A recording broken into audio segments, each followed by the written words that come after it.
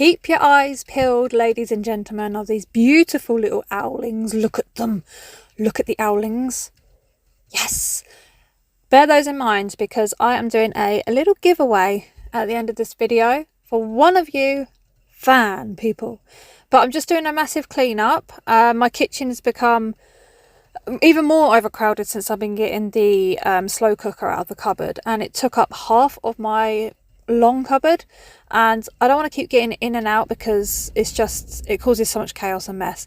So I want to make a space for it, and that's my plan in this video. So I'm just going to clean, get everything tidied, put away, organise it, and then I want to be able to put the slow cooker next to the microwave, which means getting Nick to clear all of his stuff, all of his man junk from that side, so I can organise it and get it all done. But anyway, I'm giving everything a nice good clean, you know. This was a Sunday morning, and I was just like up bright and early with this motivation in me, just get everything, sorted out. And I was on it. I felt like I was on form. I was like, yes, I'm going to do this. I'm going to do it. And then halfway through the day, I was freezing, like I mean proper goosebumps, and they were stinging. Now I know that I get this with fibro. I get sore skin in random spots on my body, and it hurts to touch. It feels like you've burnt yourself, and it's really not nice. Look at the red root I've got. Not root, but look at my red scalp. Look, can you see it? Can you see the red scalp?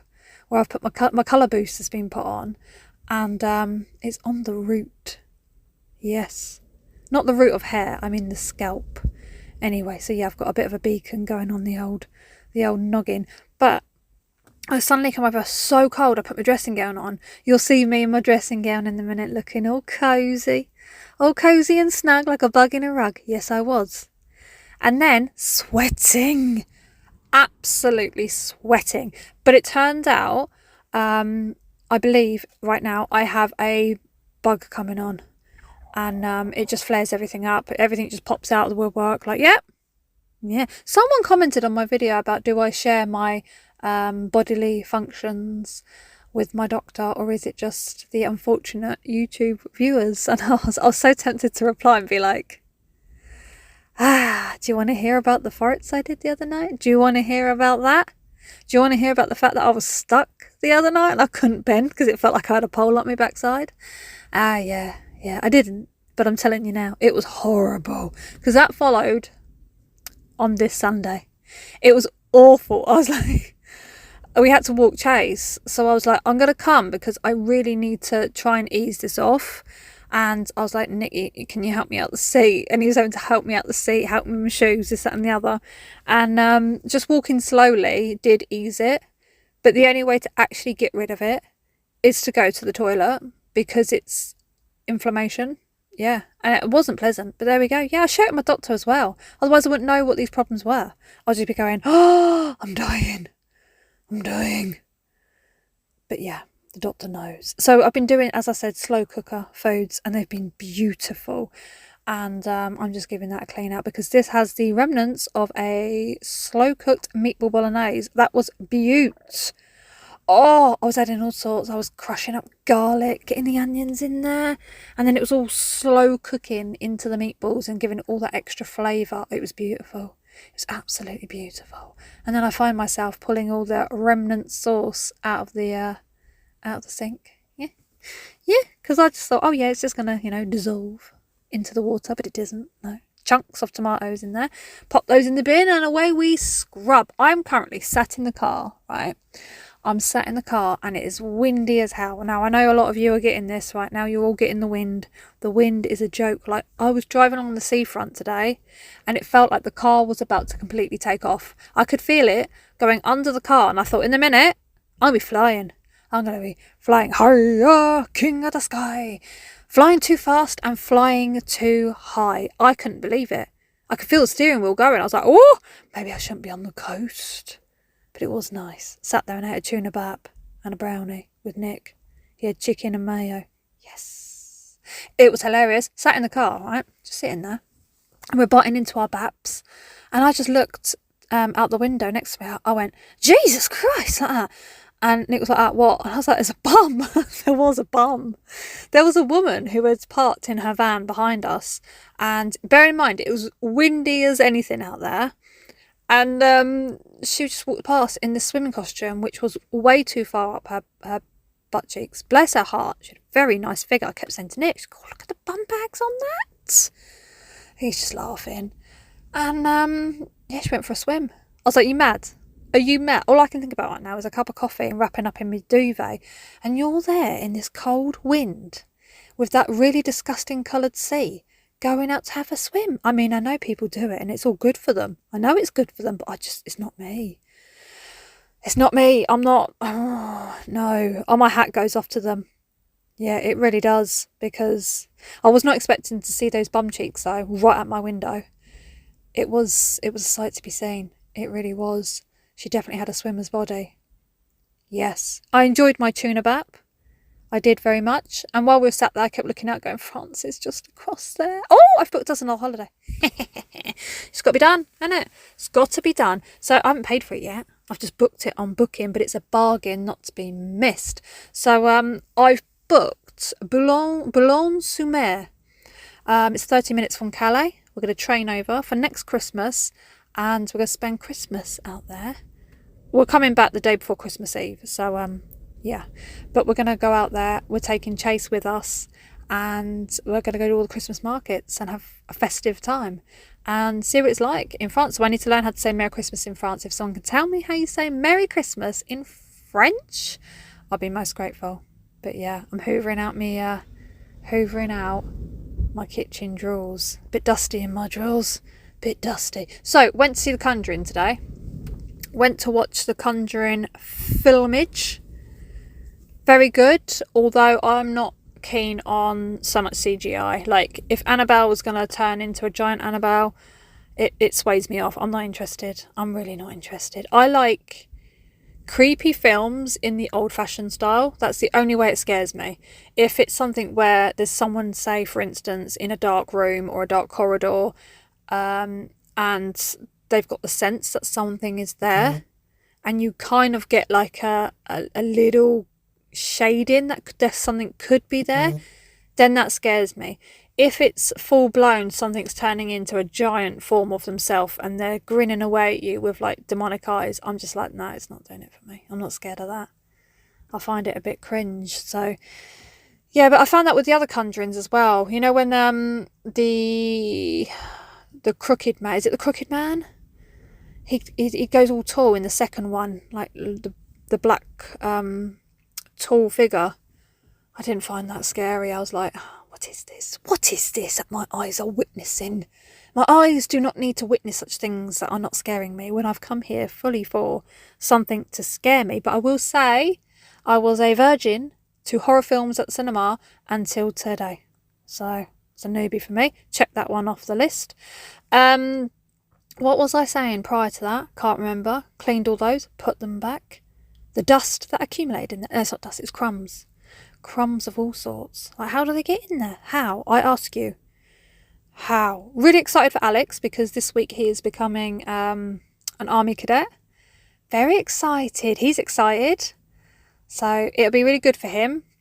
Very, very good for him because for his own personal reasons, it's going to be really helpful for him going forward. And I think he's going to really, really enjoy it. So we're looking forward to that for him. He gets to try on his uniform this week. Oh, so excited. Can't wait to see him. He's going to look so handsome. Yes. What does everybody else do when it's windy like this? Are you the kind of person that likes to go down to the coast and see the sea crashing really high? Love that. Like, or do you like go on hilltops or go for like forest walks and stuff in strong winds? Just because, you know, these are the sort of things people do. I love it. I think it's great. Obviously, safety wise, you've got to be safe. Don't go out when it's dangerous and there's warnings of, like, you know, you need to keep inside. I'm just saying, when you get a little bit of an extreme kind of weather, like thunder and lightning, for instance, I like sitting at the seafront in thunder and lightning and watching it coming over from France. I think it's absolutely fantastic. It's just like, I love it. Yeah. What does everybody else do? What's your favourite kind of extreme weather that you like to go and do something? outside when it's happening? What do you do? For like I just said, I go to the seafront if there's a thunderstorm because it's really good to see it. I'd be really interested. I am at the moment looking at more experiences with the family rather than not physical things. Yeah, things, objects. So say for instance, like I've booked a Christmas holiday for next year. I'll be honest, it was £550 for 4 nights for 7 of us plus Chase. So that is not to be sniffed at, and I don't have to pay it until the first week of December next year. So I've booked it, I've got it secured, and I mean, Christ, I could put like 30-40 quid aside every month, and then, that would be spent on junk probably, I'm not going to lie. So it's worth it. Then it's something for us to look forward to. It's a goal, and it's extremely cheap and a very nice house. So I'm feeling more along the lines of I need to do more experiences and create more memories with the kids rather than being like, okay, let's go and buy this or buy that. You want this game or you want that game, or yeah. So from now on, we're going to try and do, well, I say try, but we are going to do more experiences rather than objects. Yeah, that's the plan. That's the plan. So they can look back and go, oh, do you remember that time? At the moment, I've got planned for a Halloween idea, is to go to a forest and we're going to put up like spooky kind of like lights, battery operated or solar lights. We're going to put them up in a little spot. We're going to find a spot where we can do like picnicky food, the lights going on like a little tent, and play spooky games, do little treks and spooky stories, and be there in the dark. So it's, we've got our little base all lit up, but the kids will remember that. They'll be like, do you remember that time when Mum and Dad took us to the forest and they put up all the lights and we did spooky stories? So cool. And it costs nothing. So I'm like, yes, that's my intentions going forward.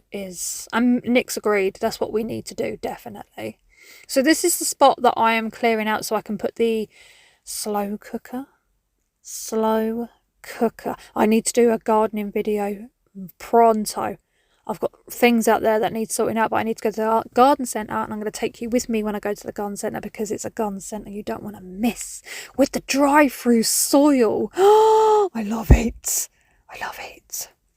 Yeah, so you should honestly have a think about all the cool things you can do that don't cost money, but imagine the experience and the memories. It's all about the memories, isn't it? That's what it's all about. Yeah. I'm just like, oh, my brain's constantly ticking like with all these things that I'm like, oh, we could do this, we could do that. It'd be so much fun. Sometimes when we do walks with like Chase in the evenings, we do like make fun of it, make it a fun event rather than just, okay, we're walking Chase. Like, we always walk around the cemeteries. If you follow me on Instagram, you probably know that. Always walk around the cemeteries. And then what we'll do is we'll either do a see you can find a William or see you can find a Mary and things like that. And then sometimes we find graves that look of interest, like someone from the Navy or something that died in 1916 and stuff. We will take a photo of their grave and then do a bit of research on them when we get home. It's really fascinating. I do need to break wind, so if you hear it, I'm sorry. Nope, it was silent. We're all good. I'm sharing my bodily functions with you again. But it happens. It does happen. So I'm giving it a nice little hoover over. I'm actually dressed. So this clip here is coming back from the wind. The wind that has been blowing me around all over the place, and the state of me is a shocker. You wait for it.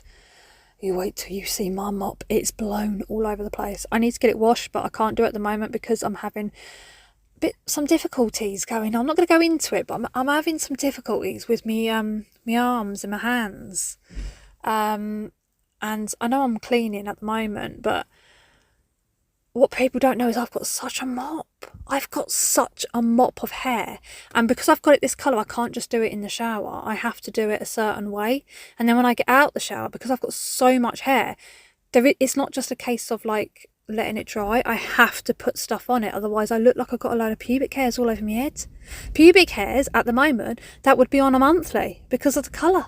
So I have to put stuff on. And I'm like, I can't. My back and my shoulders certainly can't face it right now. But anyway, let's move on to something a bit more, you know, wanting to hear. So I've got these beautiful, beautiful candles from Amazon. You have to see them. They're amazing. They're on offer until the 23rd of September, if you're interested. Kinforce. These are soy candles. They are 100% organic, burn for longer, don't get all that black marks, this, that and the other. The smell, when you open the box, smells like you've just walked into the most beautiful spa you've ever walked into. Look at them. You can also use these pots when they're burnt through as like little flower pots or little trinket boxes.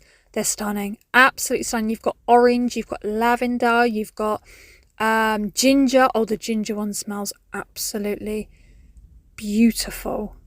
And they're all different little shapes. Look at them, look how gorgeous they are. Yes. Oh, the smells are divine. And they also have citronella ones on there as well, so you could choose that option if you wanted, if you didn't want these scents and flavours. But they've also got different ones like cats. There's various different, but I love the owls, so I was like, I'm getting the owls. The owls, look at you. Hoo-hoo. Yes, you're hoo-hooing in my house right now. I'm going to pop one in the hallway so you can smell nice and fresh when I walk in the door. Look at me go with that light. I didn't realise it was that much of a flamethrower. So I pop you on the shelf. If you are interested in these, I'm going to send a box of these out to one lucky person in the UK. So please read the description down below. It'll tell you exactly what you need to do. Thank you so much for watching, and I'll see you in my next one.